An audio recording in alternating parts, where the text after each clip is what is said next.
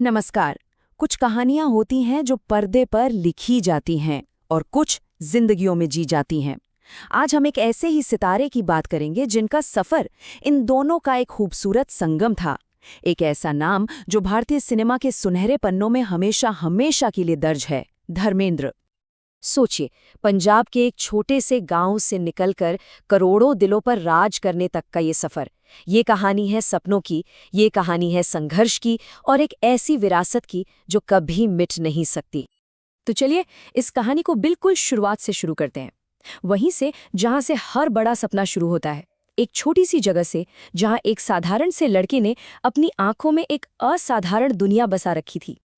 तो बात है 8 दिसंबर 1935 की। पंजाब के नसराली गांव में केवल कृष्ण और सतवंत कौर के घर उनका जन्म हुआ। एक किसान परिवार में पले बड़े और सिर्फ 19 साल की उम्र में प्रकाश कौर से उनकी शादी भी हो गई। लेकिन उनकी आंखों में एक और ही दुनिया बसती थी, सिनेमा की दुनिया। और उस दुनिया का दरवाजा खुला 1960 में फिल्म दिल भी तेरा हम भी तेरे के साथ। बॉम्बे पहुंचना तो बस एक शुरुआत थी, असल लड़ाई तो अब शुरू होनी थी। स्टारडम का वो रास्ता फूलों से नहीं बल्कि अनगिनत चुनौतियों और जबरदस्त मेहनत से बना था। जरा सोचिए, 6 दशकों से भी लंबा करियर और 300 से ज्यादा फिल्में, ये सिर्फ एक नंबर नहीं है, ये उनकी अटूट लगन और दर्शकों के उस बेपनाह प्यार का जीता जागता सबूत है। और इसी लंबे सफर में उन्हें एक पहचान मिली, ही मैन। ये सिर्फ एक नाम नहीं था, ये अपने आप में एक पूरा दौर था। एक ऐसा एक्टर जिसमें एक रोमांटिक हीरो की नरमी भी थी और एक एक्शन स्टार की जबरदस्त मजबूती भी। उन्होंने इस छवि को सिर्फ निभाया नहीं बल्कि उसे गढ़ा और हमेशा के लिए अमर कर दिया। अब हम बात करते हैं उनके करियर के उस सुनहरे दौर की, जब वो सफलता के शिखर पर थे, जब वो हिंदी सिनेमा के सबसे बड़े, सबसे चहेते सितारों में से एक बन चुके थे।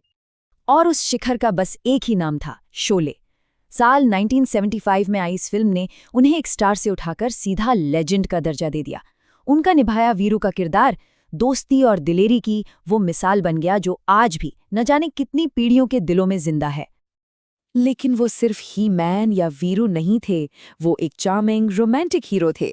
चुपके चुपके जैसी फिल्मों के कॉमेडी किंग थे और एक ऐसे दमदार एक्टर थे जो किसी भी किरदार में जान डाल सकते थे। उनका टैलेंट वाकई में बेमिसाल था। पर्दे पर तो कामयाबी मिल रही थी, लेकिन इसके साथ साथ उनकी निजी जिंदगी भी हमेशा सुर्खियों में रही। तो चलिए अब उनकी कहानी के इस पहलू पर भी एक नज़र डालते हैं, जिसमें प्यार था, परिवार था और कुछ विवाद भी थे। उनकी जिंदगी के दो बहुत अहम अध्याय थे। पहला अध्याय था प्रकाश कौर के साथ उनका परिवार, जहां से हमें सनी और बॉबी देओल जैसे बेहतरीन एक्टर्स मिले। और फिर एक दूसरा अध्याय शुरू हुआ फिल्मों की ड्रीम गर्ल हेमा मालिनी के साथ। पर्दे की ये मशहूर जोड़ी असल जिंदगी में भी हमसफर बनी, लेकिन ये एक ऐसा कदम था जिसने उस दौर में काफी विवादों को जन्म दिया था।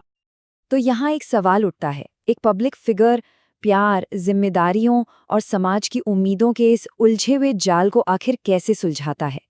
ये उनकी कहानी का एक बहुत ही मानवीय और सोचने पर मजबूर करने वाला पहलू है। देखिए, वक्त कभी एक जैसा नहीं रहता। सिनेमा बदला, नए सितारे आए और धर्मेंद्र की जिंदगी में भी एक नया दौर आया, और ये दौर अपने साथ नई चुनौतियां लेकर आया था। 80 के दशक में जब फिल्मों का ट्रेंड बदला तो उनके स्टारडम पर भी इसका असर पड़ा। लेकिन एक सच्चे कलाकार की तरह उन्होंने हार नहीं मानी। उन्होंने खुद को बदला, कैरेक्टर रोल्स को अपनाया और अपने करियर को एक नई लंबी जिंदगी दी। और एक्टिंग के अलावा उन्होंने राजनीति में भी कदम रखा। साल 2004 से 2009 तक वो राजस्थान के बीकानेर से भारतीय जनता पार्टी के सांसद भी रहे। ये उनकी जिंदगी का एक और बिल्कुल अलग पहलू था। और अब बात करते हैं उस विरासत की जो वो अपने पीछे छोड़ गए। एक ऐसी छाप जिसे वक्त की धूल भी कभी धुंधला नहीं कर सकती। भारतीय सिनेमा में उनके बेमिसाल योगदान के लिए उन्हें बड़े बड़े सम्मानों से नवाजा गया। 1997 में film fair life time achievement award और 2012 में भारत सरकार की तरफ से देश का तीसरा सबसे बड़ा नागरिक सम्मान पद्म भूषण। ये सम्मान उनकी कला को एक सलाम थे। 24 नवंबर 2025 को 89 साल की उम्र में धर्मेंद्र इस दुनिया को अलविदा कह गए। लेकिन जाते जाते वो अपने पीछे एक ऐसी विरासत छोड़ गए जो भारतीय सिनेमा के इतिहास में हमेशा हमेशा जिंदा रहेगी।